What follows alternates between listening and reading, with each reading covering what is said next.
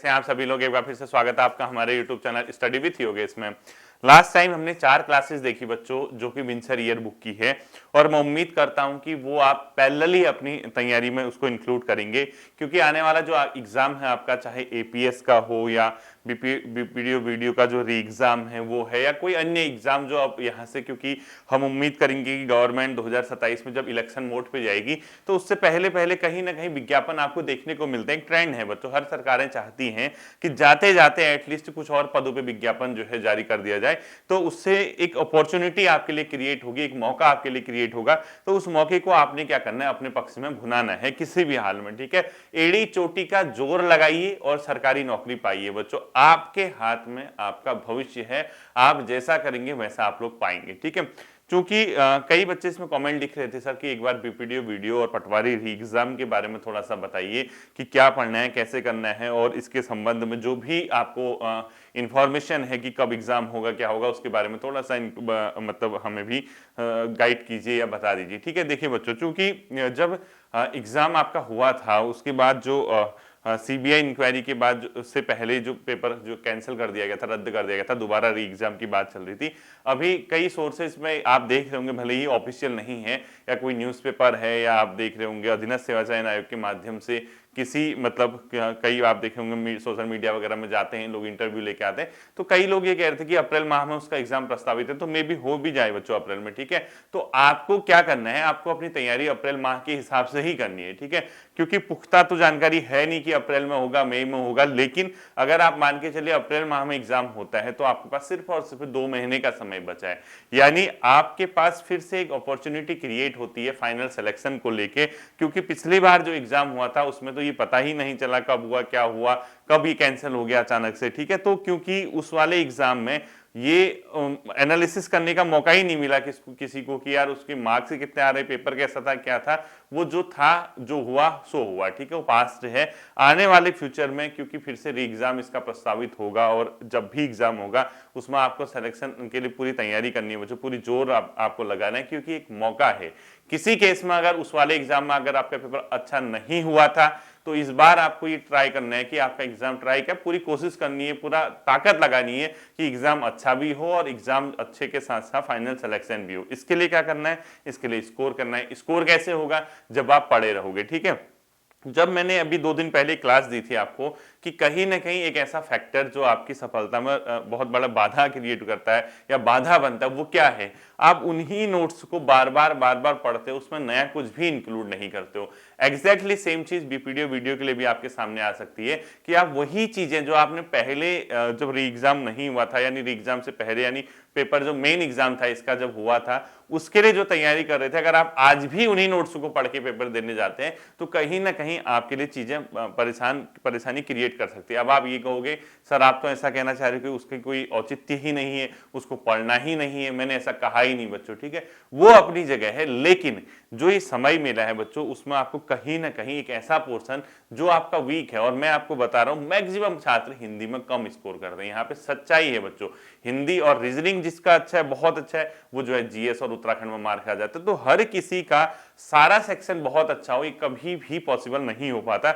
बहुत कम लोग ऐसे होंगे जिसकी रीजनिंग भी अच्छी है, जिसकी हिंदी भी अच्छी है, जिसका उत्तराखंड का पोर्शन अच्छा है, जिसका जनरल स्टडी अच्छा है, इवन जिसका करंट अफेयर अच्छा है, ठीक है। सारे सेक्शंस को अच्छा होना ये बहुत बड़ी एक बात है।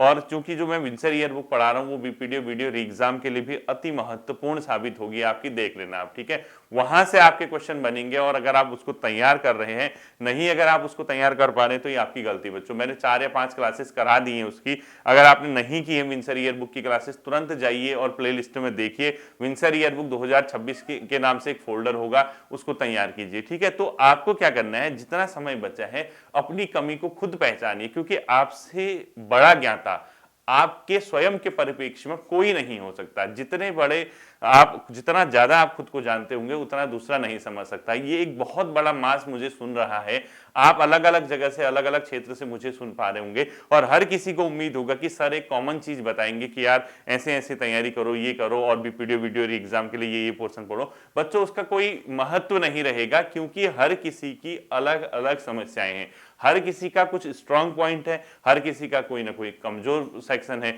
तो उन सेक्शंस पे काम करना आपकी जिम्मेदारी स्वयं की बनती है। ठीक है, तो इसमें कॉमन सी बात है बच्चों, रीजनिंग को आप जरूर इंक्लूड करना।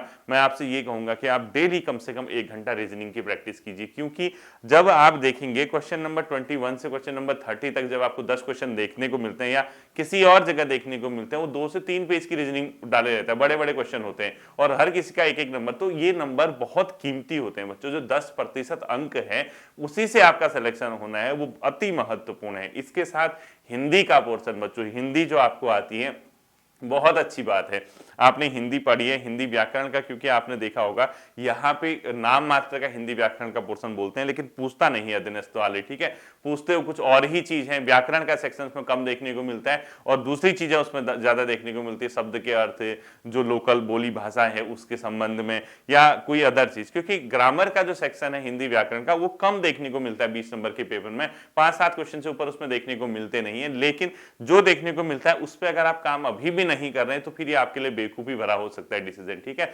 आपको ये तय करना है बच्चों, क्योंकि पेपर आपका है, सिलेक्शन आपको लेना है। तो जो पोर्शन आपका कमजोर है, जैसे कुमाऊनी, गढ़वाली और जौनसारी शब्दावली थी, आजकल तो इतना है बच्चों, इतने भी नहीं पूछता वो अनाप शनाप शब्द पूछता है। अगर आप गूगल भी करोगे ना तब भी आपका काम बन जाएगा। आप देखिए प्रमुख कुमाऊनी शब्द कौन से हैं, उनके अर्थ कौन से हैं, प्रमुख गढ़वाली शब्द देखिए उनके अर्थ। और मैं आपको एक चीज बता रहा हूं, जो जहां का होगा, जिस क्षेत्र का होगा, उसको वहां के जो लगभग पता रहते हैं, लेकिन मिसमैच कहां हो जाता है, जैसे गढ़वाली होगा तो कुमाऊनी के शब्द कई बार उसको नहीं आ पाते हैं, कुमाऊनी के होंगे तो कई बार उसको गढ़वाल के नहीं आ पाते हैं, जौनसार के होंगे कई बार वो गढ़वाली और कुमाऊनी दोनों नहीं समझ पाते हैं, और जो मैदानी क्षेत्र के हैं वो बेचारे कहीं के भी नहीं समझ पाते। लेकिन क्योंकि सिलेबस में अगर क्वेश्चन पूछता है तो आपके पास कोई एक्सक्यूज बचता नहीं है, आपको कोशिश करनी पड़ेगी। जहां कुमाऊनी वाले गढ़वाली सीख रहे हैं, गढ़वाली वाले कुमाऊनी सीख रहे हैं, जौनसारी वाले दोनों सीख रहे हैं, कोई भी दोनों, कोई कुमाऊनी वाला फिर सीख रहे हैं, आप लोगों के लिए क्या है, आप लोगों के चारों सीखने हैं। बात इतनी, और मजबूरी आपकी ये है क्योंकि पेपर आपका आता है, 1-2 या 2-3 नंबर भी आते हैं तो उससे सिलेक्शन में बहुत बड़ा प्रभाव पड़ता है बच्चों। ठीक है, तो चीजों को अपना इग्नोर करने से बेहतर ये होगा इस समय पे उसका सामना कीजिए। ठीक है, ये शब्दावली की बात थी। इसके अलावा क्योंकि हिंदी साहित्य का जो पोर्शन है बच्चों, हिंदी साहित्य के पोर्शन में 10-15 उसने टॉपिक दिए हैं, तो अगर आप अभी भी नहीं जागे, आपको पता है कि फंसाने वाले क्वेश्चन कहां से पूछता है, हिंदी साहित्य को चेक कीजिए। हिंदी साहित्य में जो भी सिलेबस में टॉपिक दिया है, आप आज के यार आर्टिफिशियल इंटेलिजेंस का जमाना है, कृत्रिम बुद्धिमत्ता इतनी चल रही है, तमाम प्रकार के प्लेटफॉर्म आपको देखने को मिलते हैं, चाहे आप चैट जीपीटी का हो या कोई और को, वहां पे इंक्लूड कर दीजिए उन टॉपिक्स को जो आपके सिलेबस में आपको नहीं आ पा रहे। चाहे आप सुमित्रानंद पंत जी के बारे में पढ़ते हैं, आप जयशंकर प्रसाद जी के बारे में पढ़ते हैं, आप कबीरदास जी के बारे में पढ़ते हैं, तो हिंदी में ऐसा सेक्शन जो आपका कमजोर है, आपको पता है कि साहित्य के 2-3 क्वेश्चन पूछता है, 2 क्वेश्चन पूछता है, तो उसको जाइए, उसका सामना कीजिए, उसको भागने से कोई मतलब नहीं है। ठीक है, तीसरी चीज, जो सरकारी अर्ध सरकारी पत्र, कार्यवृत्त और ये वाला पोर्शन है बच्चों, यहां से भी आपका वन लाइनर बनता है, तो इसको भी आपको क्या करना है, फेस करना है, इसका भी आपने सामना करना है। अब पता लगा नहीं सर हमारा तो हिंदी है, हम वही आज भी संज्ञा सर्वनाम और संधि ही पढ़ने में लगे हैं, इसके अलावा हम तो कुछ समझ ही नहीं पा रहे। भैया वो आपका व्याकरण है, व्याकरण वाले पोर्शन पे तो आप स्कोर करते ही हो ना, कितने सालों से आप उसी को रिवाइज कर रहे हो, क्यों ना ऐसा हो गया 1-2 महीने का जो समय है उसमें ये पढ़ा जाए। तो मैं आपको सीधे सीधे 3 चीजें मैंने बता दी। पहली चीज रीजनिंग वाला पोर्शन, जो पोर्शन आपका रीजनिंग में कमजोर है उस पे जाइए। दूसरी चीज, हिंदी के सिलेबस को फिल्टर कीजिए, फिल्टर का मतलब साहित्य वाला पोर्शन स्ट्रॉन्ग कीजिए, पहला। दूसरा, जो हिंदी में सरकारी अर्ध सरकारी पत्र वाला जो पोर्शन है, यानी जो कार्यालयी हिंदी वाला जो पोर्शन है उसको स्ट्रॉन्ग कीजिए। तीसरा, जो कुमाऊनी, गढ़वाली और जौनसारी शब्दावली है उसको स्ट्रॉन्ग कीजिए, क्योंकि इन तीनों सेक्शंस को मिला के अगर 5 क्वेश्चन भी आते हैं और उन 5 में से आपके 4 या 3 क्वेश्चन सही हो गए, तो आपके जो पहले 10 का स्कोर था 13-14 हो जाएगा। तो कहीं ना कहीं आपको इंप्रूवमेंट, आपको सुधार करना पड़ेगा।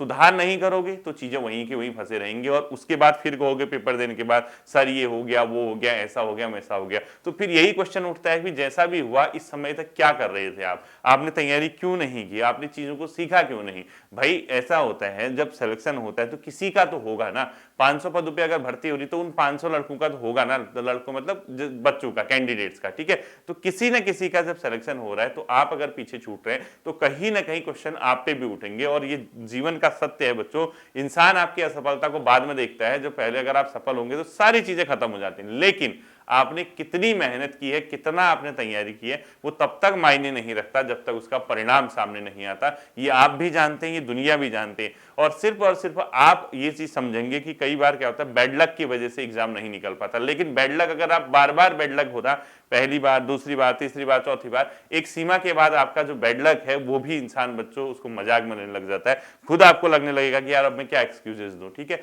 तो मैं कहने का ये मतलब है कि आप अपने कर्म पूरे कीजिए। आपको किसी भी हालत में ये नहीं होना चाहिए कि यार मेरा ये वाला पोर्शन कमजोर है, कहीं इससे एग्जाम में क्वेश्चन आ गया तो मैं क्या करूंगा। ऐसी कंडीशन रखिए ही मत। आप जब पूरे सिलेबस को सही तरीके से, प्रॉपर तरीके से प्रिपेयर करके जाएंगे, एग्जामिनेशन हॉल तक पहुंचेंगे, तो आपका कॉन्फिडेंस ऑटोमेटिकली क्या हो जाएगा बच्चों, बहुत हाई हो जाएगा। अदरवाइज वही ढाक के तीन पात, यार थोड़ा आ रहा, थोड़ा नहीं आ रहा, क्या करूं। तो नॉर्मल सी बात, पहले के 30 नंबर की क्वेश्चन में, यानी 30 का मतलब मैं ये मान के चल रहा हूं कि क्वेश्चन नंबर 21 से क्वेश्चन नंबर 30 तक आपका रीजनिंग आएगा। ठीक है, पहले के 30 नंबर में स्टार्टिंग हिंदी साहित्य में कुमाऊनी, गढ़वाली, जौनसारी, शब्दावली वाला पोर्शन वो देखना। दूसरा, हिंदी के अंदर हिंदी साहित्य वाला पोर्शन अच्छा बनाना।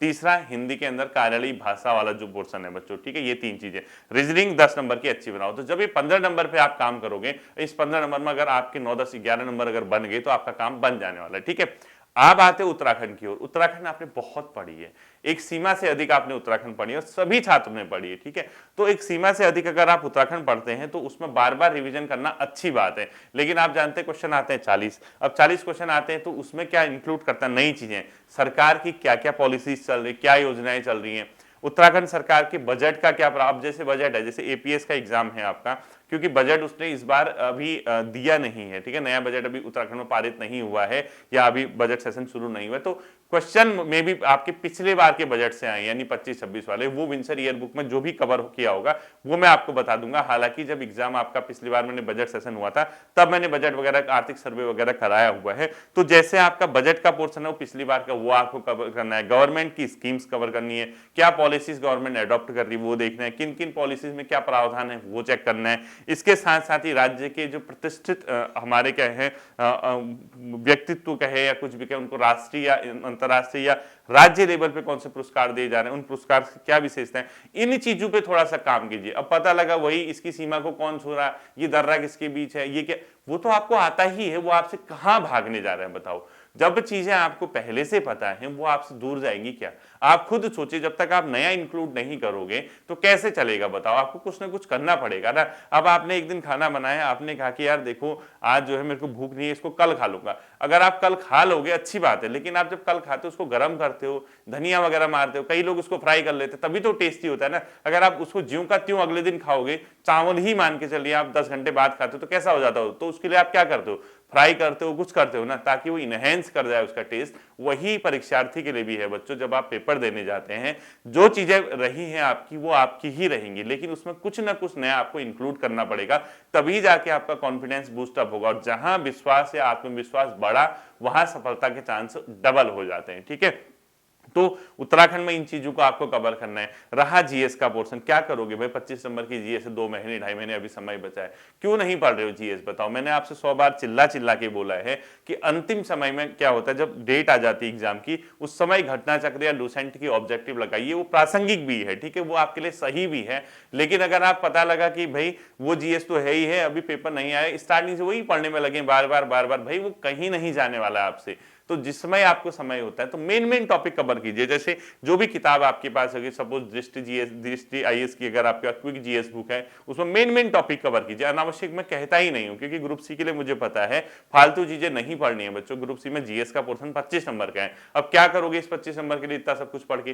तो इसमें यह ध्यान रखना है कि मेन टॉपिक कौन सा है। जैसे मॉडर्न हिस्ट्री में आपको गांधीवाद अच्छे से पढ़ना है, गांधी जी के जो प्रमुख आंदोलन थे जिसमें उन्होंने क्या किया था, प्रतिभाग किया था, या इंडियन नेशनल कांग्रेस की जो प्रसिद्ध प्रमुख वो थी क्या घटनाक्रम उसके दौरान, या ब्रिटिशर्स के द्वारा जो जो प्रमुख पॉलिसीज बनाई गई थी, जो नियम चले थे, या मुगल काल में जो चित्रकला या साहित्य कला इससे संबंध है, या एंशियंट हिस्ट्री में जो मौर्य साम्राज्य, गुप्त साम्राज्य, या वैदिक पीरियड ऑफ बौद्ध जैन है। ये कुछ ऐसे टॉपिक है बच्चों जो आपके लिए बहुत बेनिफिशियल होते हैं। आप काम ही नहीं करोगे, देखोगे ही नहीं, तो सिलेक्शन कैसे होगा। ठीक है, तो इन सभी चीजों को जब थोड़ा थोड़ा अपनी पढ़ाई में इंक्लूड करोगे तो तब जाके आपका एक समग्र रूप से क्या होगा, सिलेबस तैयार होगा। जब आप समग्रता की बात बात करते हैं तो आपकी सफलता के चांसेस बहुत हाई हो जाते हैं। लेकिन अगर आप किसी भी केस में किसी न किसी पोर्शन को कमजोर करके एग्जामिनेशन हॉल तक पहुंचते हैं तो वो कहीं ना कहीं आपको क्या करता है, परेशानी क्रिएट करता है। तो मैं उम्मीद करूंगा कि ये बातें आप अपने जहन में उतारेंगे, आप इसको सही से समाहित करेंगे और इसी के अकॉर्डिंग जो बचे हुए 1.5-2-2.5 महीने का समय है उसमें काम करेंगे। अगर इस एग्जाम अप्रैल में होता है तो ठीक है। तो काम क्या करना है, हिंदी वाला पोर्शन मैंने बताया, रीजनिंग पे पूरी ताकत लगानी है, उत्तराखंड के किस पोर्शन को कवर करना है वो मैंने आपको बता दिया, जीएस में क्या क्या चीजें किस तरीके से कौन सी किताबें पढ़नी वो मैं आपको बता रहा हूं, ठीक है। तो लास्ट जब 1 महीने का समय बचा, 1.5 महीना, तब घटना चक्र लगाइए, लूसेंट लगाइए, क्योंकि वो प्रैक्टिस के लिए होता है, अंतिम समय के लिए होता है। और स्टार्टिंग में अगर आप यही चीज स्टार्टिंग से कुछ भी चेंज नहीं कर रहे हैं, रोज वही पढ़ रहे हैं, इसका मतलब आप रटने में लगे हैं बच्चों, रटने से एग्जाम नहीं निकलेगा, ठीक है। आई होप कि ये बात आपके समझ आई होंगी। फिर मिलते हैं अगले सेशन पर, अपना ध्यान रखिएगा। Thank you.